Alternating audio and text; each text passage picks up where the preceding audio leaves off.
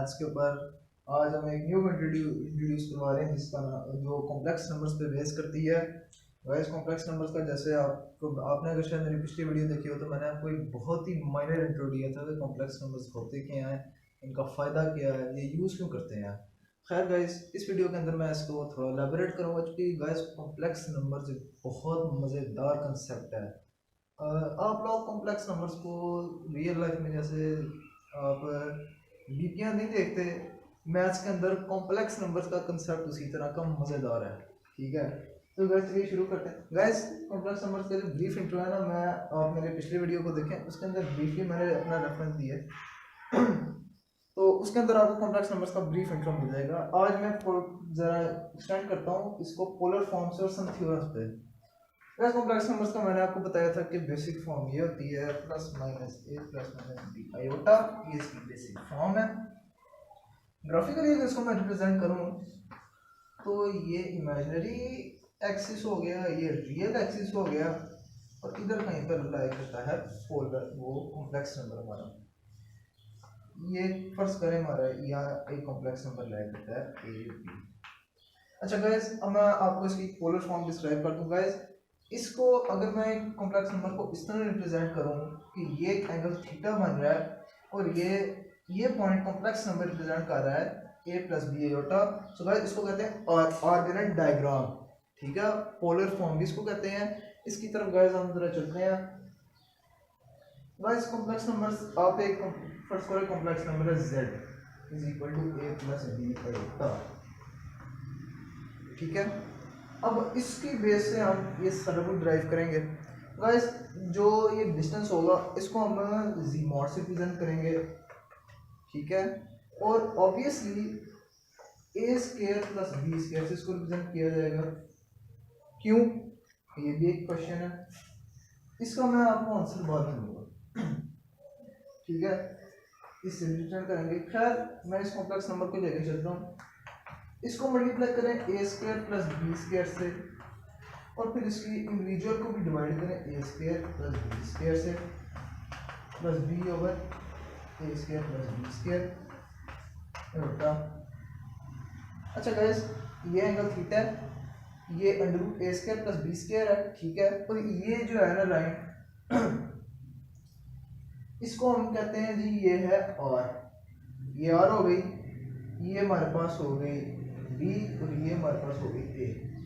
Guys ये देखिए यहाँ पर राइट ट्रायंगल बन रही है। इसको गौर से हम देखें, ये एक राइट ट्रायंगल बन रही है, राइट ट्रायंगल बन रही है। इसमें जो आर का स्क्वायर है वो होगा a square plus b square के पाइथागोरस थ्योरम को यूज करके, और r is equal to under root a square plus b square.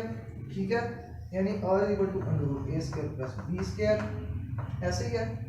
अब ये बन रहा है। अब गाइस इसी z को मैं इसी तरह लिखता हूँ a over r plus b over r cos iota. Guys trigonometric ratios आपने पढ़ी नहीं है। परपेंडिकुलर ओवर हाइपोटेन्यूज होता है sine theta, base over hypotenuse होता है कॉस थीटा। इसी की बेस के ऊपर यहाँ पर a हमारे पास हमारा बेस है तो r cos theta plus b over r होगा साइन थीटा आयोटा। गाइस इसको हम कहते हैं polar form of a complex number. इसी की अगर मैं आपको जरा डिटेल में जाके समझाऊं तो चलिए इधर ही मैं आपको समझाता हूँ इसको।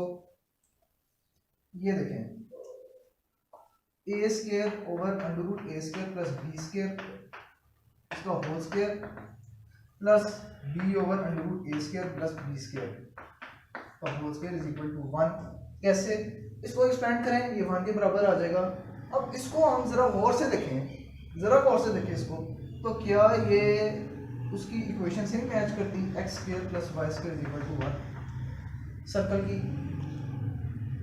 की इक्वेशन से मैच कर रही है ना। देखें आर स्क्वायर आता है वैसे जनरली, इधर आर की जगह 1 आ गया, एक्स स्क्वायर ये आ गया, और ये इसके यानी एक कंप्लीट एक सर्कल ही। सो यानी ये एक सर्कल कॉन्स्टिट्यूट कर रहा है, इधर ये एक सर्कल भी बन रहा है। इसलिए हमने इधर इंट्रोड्यूस करवा दी कॉस थीटा और साइन थीटा की रेशियोज। गाइस हमारे अंदर एक बहुत जनरल कंसेप्ट जो मिसइंटरप्रेटेड है कि जो साइन थीटा और कॉस थीटा ये ट्रिग्नोमेट्रिक फंक्शंस है। ये ट्रिग्नोमेट्रिक फंक्शंस हैं, लेकिन अगर हम ग्राफिकली देखें तो ये ट्रिग्नोमेट्रिक फंक्शन से पहले ये सर्कुलर फंक्शंस है। क्यों? क्योंकि इनकी पीरियोडिकल प्रॉपर्टी की वजह से। एक सर्कल के अंदर ही आप इसको पीरियोडिकली दिखा सकते हो 2 पाई प्लस इतना के एंगल्स। आप एक ट्राइंगल के अंदर तो आप 90 से ऊपर नहीं जा सकते, इसलिए इसको हम generally mathematicians circular function consider करते हैं। इसलिए हमने इसकी पोलर फॉर्म इंट्रोड्यूस करवा दी, ठीक है। ये तो हो गई इसकी पोलर फॉर्म। अब इसकी पोलर फॉर्म के फायदे भी बहुत हैं। फायदे इसको मैं आपको थ्योरम्स के थ्रू समझाता हूँ। मिस्टर बार बार घूम जाता, मैं क्या करूँ, चक्कर मारूं पद में।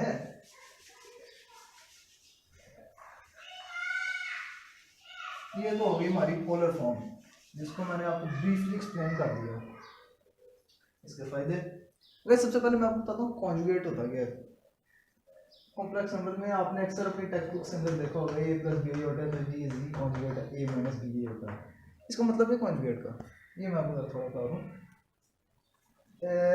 ये आपका कॉम्प्लेक्स नंबर है, फर्स्ट करें a प्लस बी होता इधर है, ठीक है। इसको अगर हम पॉइंट्स की सूरत में रिप्रेजेंट करें तो ये होगा a और b इस तरह। अब सारे वाकिफ हैं। अब इसको अगर मैं पॉइंट्स की सूरत में रिप्रेजेंट करूं तो ये होगा a और ये माइनस b, यानी फोर्थ क्वाड्रेंट के अंदर यहाँ पर इसकी एक मिरर इमेज बनेगी और ये होगा a माइनस b। अब इसका क्या फायदा है, ये भी सोचने वाली बात है। गाइस हमने थोड़ी देर पहले देखा था कि जो ये डिस्टेंस होता है ये होता है z is equal to √a square plus b square का बराबर, ऐसे ही है। अच्छा आप z को इसके कॉन्जुगेट के साथ जरा मल्टीप्लाई करें ना, z इंटू जेड कॉन्जुगेट क्या होता है, a प्लस बी होता a माइनस बी होता a स्क्वायर माइनस बी होता था होल स्क्वायर। आयोटा का स्क्वायर हमें पता माइनस माना तो ये बनेगा a square plus b square, ठीक है। यानी इस डिस्टेंस को मैं इस तरह भी लिख सकता हूँ under root z into z conjugate. ये पहला हमारा थ्योरम था, ठीक है।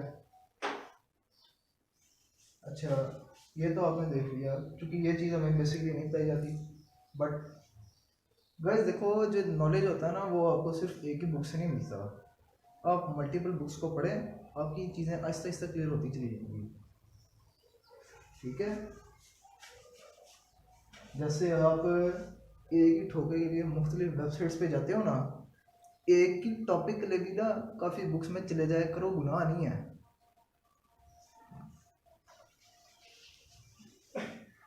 अब पोलर फॉर्म को मैं एक्सटेंड करता हूँ।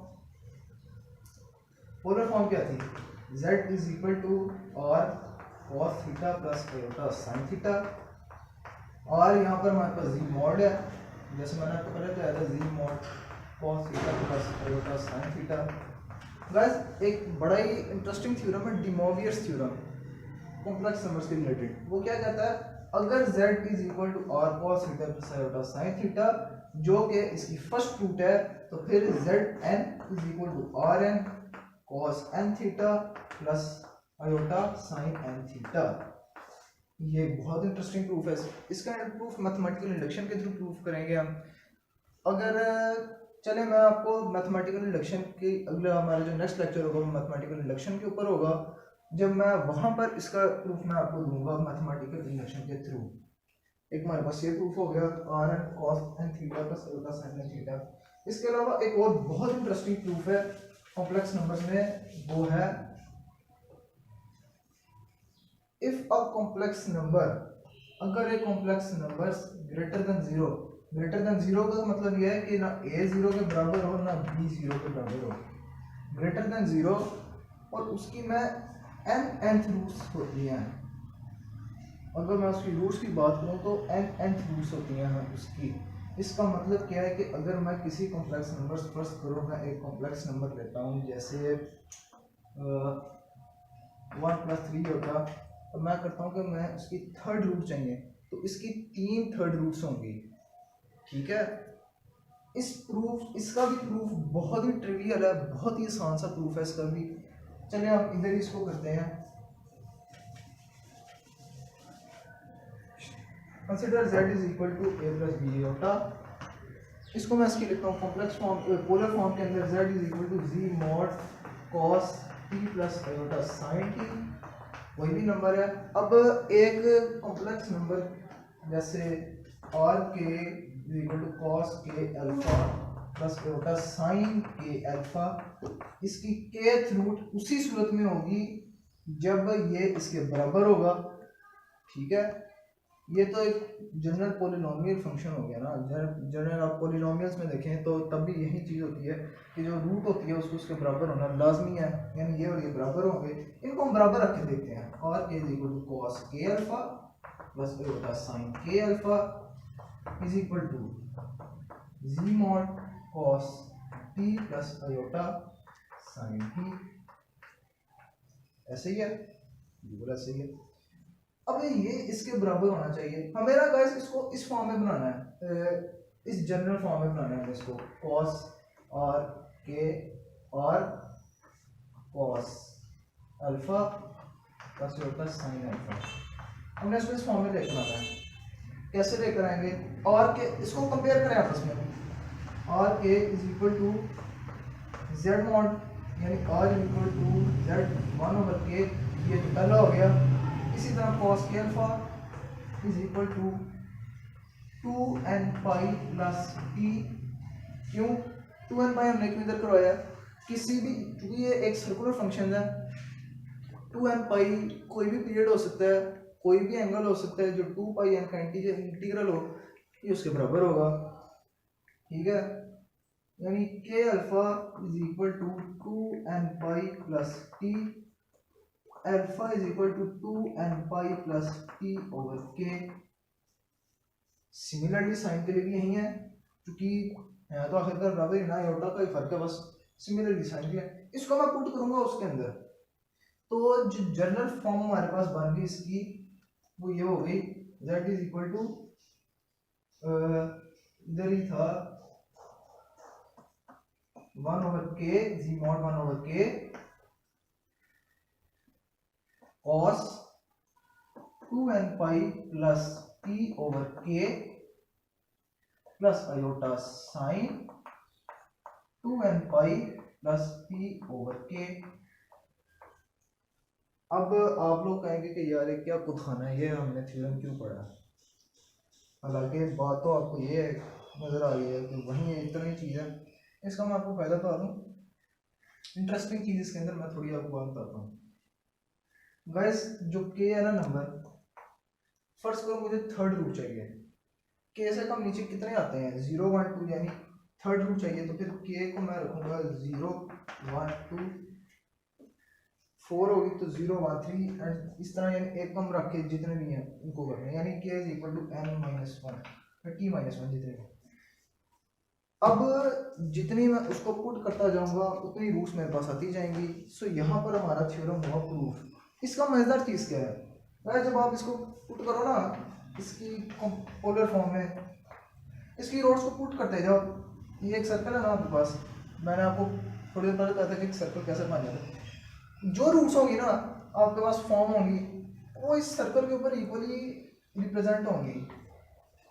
यानी फर्स्ट रूट है ना तो इधर ही आएगी, 2 रूट्स होंगी तो इधर बन जाएंगी, 4 रूट्स हैं तो इस तरह बनेगी। इक्वल एंगल्स के ऊपर इक्वल रूट्स जो है ना रिप्रेजेंट होगी और उसी सर्कल के ऊपर रिप्रेजेंट होंगी। ये नहीं कि जनाब ये रूट मैंने इधर आ गई, ये रूट इधर आ गई, इस तरह नहीं। इक्वल एंगल्स पे उसी सर्कल के सर्कमफ्रेंस के ऊपर ये लाई करेंगी। और ये इस थ्योरम का सबसे इंटरेस्टिंग पार्ट है। गाइस यहाँ पर मैं अपनी वीडियो का इख्तिताम करता हूँ, चूँकि आई थिंक इतना ज़्यादा इल्म भी जो है ना एक दिन में नहीं आना चाहिए। तो आई होप आप लोग एंजॉय करेंगे। Thank you so much. अल्लाह हाफिज़।